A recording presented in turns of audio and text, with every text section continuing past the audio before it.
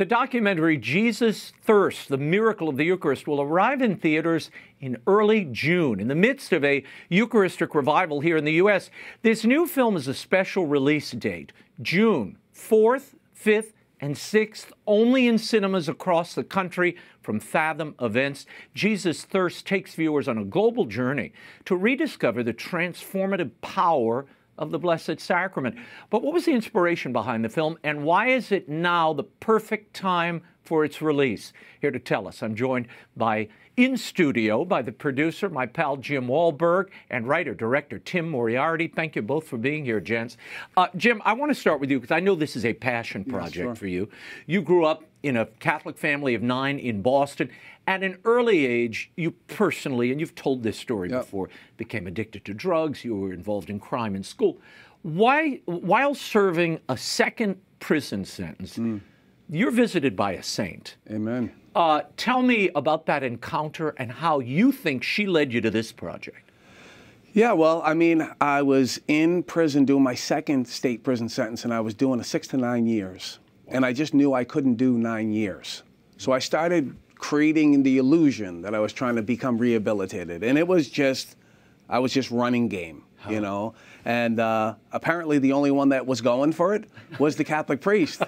And he was a great man. He was a holy man. And I know that he's in heaven today. Father James Freitas approached me and said to me, you know, I hear good things. I hear you're trying to change your life. I have a job opportunity for you. Would you be interested? And my first thought is, how am I going to work this situation to my benefit? Not, can I get to the foot of the cross? Because I think there's a misconception. You said, you know, we're this Catholic family, right? Yeah. But growing up in Boston, we were more culturally Catholic than anything else. It was, I made my first Holy Communion because it's what you did. Right. But nobody taught me that Jesus loved me. Nobody taught me that Jesus died for me. I grew up with, God's going to get you for that. You know, he knows everything. And if he knows everything, then I'm in a lot of trouble. And so I was robbed of that loving relationship, you know. And so I'm in prison again for the second time. And I grew up in prison. I was juvenile detention. When did you go in? I went in 83. And you were how old? I was 18 years old, but I had already done from 12 to 18 in juvenile detention. Okay. So, you know, it was the entire 80s, basically. And so I take the job. I'm working in the chapel, and I don't see the hustle. I'm asking him for stuff, and he's like, listen, I need you to clean the chapel before the vigil mass on Saturday, and now I'm in mass, right? And so not long after taking the job, he comes to me excited and says, Mother Teresa's coming to this prison. And I said, that's incredible, Father. Who's Mother Teresa, right? Because Who's Mother Ishri? I had no idea. I probably didn't know who the president was either. I was really damaged. And so ultimately the day came. Wow. And the day came, and I witnessed true humility for the first time in my life. I was also part of the procession, which I didn't know what that was either, and because I worked in the chapel. And so we process in, and the cardinal goes up on the stage, and he's beckoning Mother to come up to her special spot, her special chair. And no, no, no. And she backs out, and she kneels on the floor with the inmates. And it was very confusing to me because, you know, here's this event, right? And it's all for her, which I don't know. I don't understand, right? Yeah. It was never about her. Right. It was always about Jesus. But because she was the special guest, and all these, you know, the warden, the governor, everybody was there. Right. So they were all there to see her, and I couldn't understand why she wanted to be with us. And so when her time came to speak, and she said the words that she said, it changed everything. In that moment, I was just confused. I went back to my cell. I didn't sleep. The next morning, when that door opened, I ran to the chapel, to Father Freitas, and I said, Father, I need to know more about this Jesus that loves me, this Jesus that died for me, not what I was raised with. And, you know, the memory's a funny thing. And the way I remember it, he kind of chuckled. And, right, he checked it off, and he was like, and instantly he started to catechize me. He started to teach me the faith, and he didn't pull down the catechism from the shelf and blow the dust off. He just lovingly taught me our faith. And it changed everything for me. He started to prepare me to make my confirmation, which I did in prison, but I was transferred from the prison I was in, MCI Concord, to another prison, and I went to tell Father I was being transferred, and he said, have a seat, and he picked up the phone, and he called the priest in the next prison, and he said, special delivery FedEx package. This is where we are in the process. And so I got transferred twice, made it to minimum security, and it was time for me to make my confirmation. And turns out that that day becomes the most important day in my life, not just because I'm confirmed into my faith and into my church, but it also becomes the most important day of my life as it relates to my mom and our relationship. She would refer back to that day for the rest of her life as the day she knew that her son was going to be okay. Yeah, it was a beautiful moment. I'll say. Yeah. And it really led you to this project. And Absolutely. Tim, you wrote and directed this project, Jesus Thirst. You traveled around the world. I mean, you've captured scenes, the United States, Poland, Italy, Bosnia, Canada, Slovenia. Tell us about making this movie, and how did you connect with Jim to collaborate on the film in the first place? Yeah, absolutely. We met during the filming of Mother Teresa, No Greater Love, which was produced for the Knights of Columbus. Beautiful film, yeah. And we struck up a good friendship and a sense of the importance of telling Catholic stories in a way where the production value is very, very high. And we're really trying to bring, a spirit of evangelization through art, through filmmaking. This project came about out of the Diocese of Orange. Deacon Steve Greco, who is the executive producer of the project, he had a relationship with Jim, and Jim said, hey, I think there's a film here about the Eucharist. I think that this is a time right now in the church in America where people have lost faith in the Eucharist. The church has been hurting. This is a way to revive faith in the Eucharist, to bring about that new evangelization that we've been talking about for decades now. So in trying to think through, how do you tell a film about the Eucharist? How do you, as you know, how do you create a dramatic arc? Yeah. You can't just have a series of vignettes. It needs to have a beginning, a middle, and an end. So we thought about it, and we saw in the road to Emmaus, Jesus really shows us what the dramatic arc is. You have people, you have these disciples, they're leaving Jerusalem, they are dejected, they're depressed, they're hopeless. What does Jesus do? He goes back into the Scriptures, and he unlocks the Scriptures for them. Their hearts start to, fire starts to grow in them. They start to feel ablaze again, and then Jesus breaks the bread, their eyes are open. So this film, we said, you know what, we need to open people's eyes. We need to bring that vision back in a world that's grown totally numb and small with this kind of materialistic worldview. So we said, okay, we're going to go into the Scriptures. We're also going to tell stories about individuals who have been transformed by the Eucharist. We're going to go around the world, tell stories of Cardinal Vantuan, who was imprisoned by the communists for 13 years, and for 9 of those years, solitary confinement. And his family smuggles in bread and wine, and he says Mass in solitary confinement. In his hand. In his hand. I interviewed him. Yeah. Did you really? Yeah, in his hand. He used to consecrate in the Eucharist, and then eventually converts his captors. That's an amazing story. It's incredible.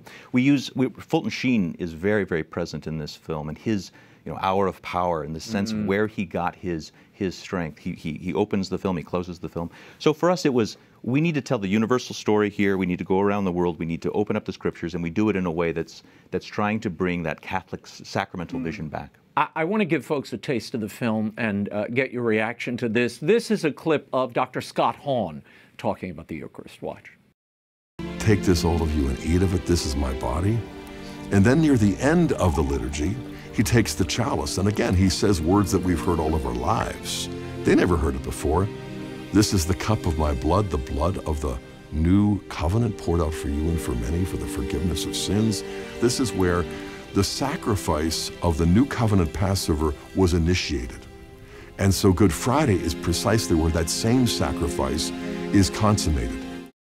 Jim, tell me about this approach, and are Eucharistic miracles part of this film? Yeah, so it's funny that the clip we're showing is Dr. Scott Hahn. So I was chasing Dr. Scott Hahn around, trying to get him nailed down to be in this film. I knew that I wanted him in this film. And so I had called him a few times and didn't hear back, and then I get a call. It's Sunday afternoon, and I'm in the park with my family, and I'm not allowed to be on the phone on Sunday afternoon, I can tell you. And so I look down, and I see his name light up on my phone. I'm like, oh, I got to take this. So I'm hiding behind a tree, and he says, oh, Dr. Scott Hahn here, and he says, tell me about your film. And I go right to Eucharistic miracles, right? I'm like, we got to prove to people that this is, this is Jesus. This is real human flesh. This is the flesh of a heart. We have to prove this to them, right? And he goes, He said, instead of spending so much time on Eucharistic miracles, he said, maybe we could spend more time on the miracle of the Eucharist. And I said, oh, Dr. Hahn, I need you to say it just that way. Will you commit to me now, today? And he said, I'm in. Wow. And he's absolutely fantastic. And we have some of the smartest, most educated people in this film about our faith, right? So we got to learn so much in the process, which is beautiful. Yeah. The Catholic Church is in crisis. You both have referenced this. Only 1 in 4 Catholics attend weekly Mass, and nearly 70% believe the Eucharist is only a symbol. Tim, how does this film counter some of that, or awaken people to what has been a ghost in their life all along? Well, I think, Fulton Sheen in 1974 said Christendom is gone. Christendom is dead.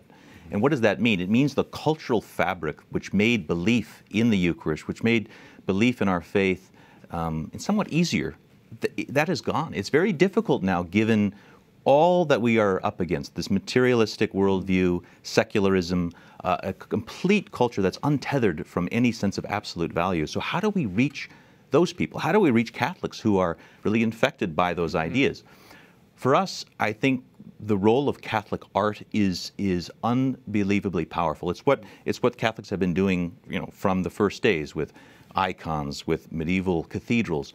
So this film is it's a presentation of the Catholic worldview, a vision, not just engaging the head. It's important. Catechesis is very important, but engaging the heart and also engaging the senses.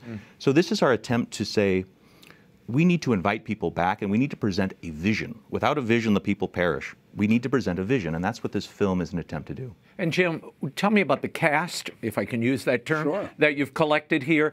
And what do you want people to do? Obviously, you want them to come out to these Fathom events at the top of June. Who do you want them to bring along?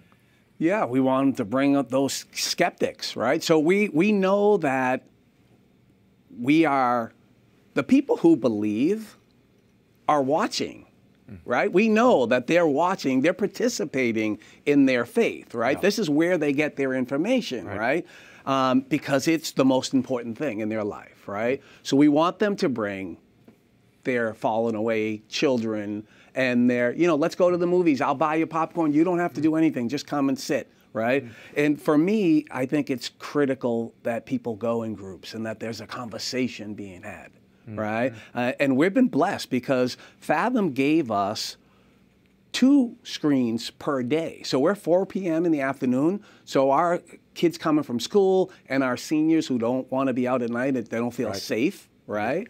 And then there's a 7 p.m. screening as well. So, and it's on over 1,000 screens. It's amazing. Yeah, I mean, this is a major release. Yeah, and tell me about the cast you've assembled and why these people. So, well, I'll give you some of the names and you'll know right away, right? So we have Father Don Calloway, Father Chris Alar, Father Spitzer, right? I mean, this guy's a genius, right? Great. Dr. Scott Hahn. Dr. Tim Gray, the Augustine Institute. Curtis Martin. CEO Focus. Christophonic. Oh, yeah. Right? So these are people that they're on the front lines. They're on the firing lines of life. Right. Tim, I can see you want to add something. Patrick Kelly, the Knights of Columbus. The Knights have a special bonus feature at the end of the film as well about Our Lady of Guadalupe, Woman of the Eucharist. Oh, okay. So that's another feature to this as well. Oh, I thought you were going to give me an insurance rebate. I'm always hoping. Thank you, We'll see what gents. we can do. Okay, yeah. Patrick has to get working on that for me. Jesus Thirsts, The Miracle of the Eucharist, produced by Jim Wahlberg, directed by Tim Moriarty, hits select theaters nationwide on June 4th, 5th, and 6th from Fathom Events. Visit JesusThirstsFilm.com. JesusThirstsFilm.com for more information, tickets, bring your groups, go to the theater. It will transform your life, as the Eucharist will as well. Thank you, gents.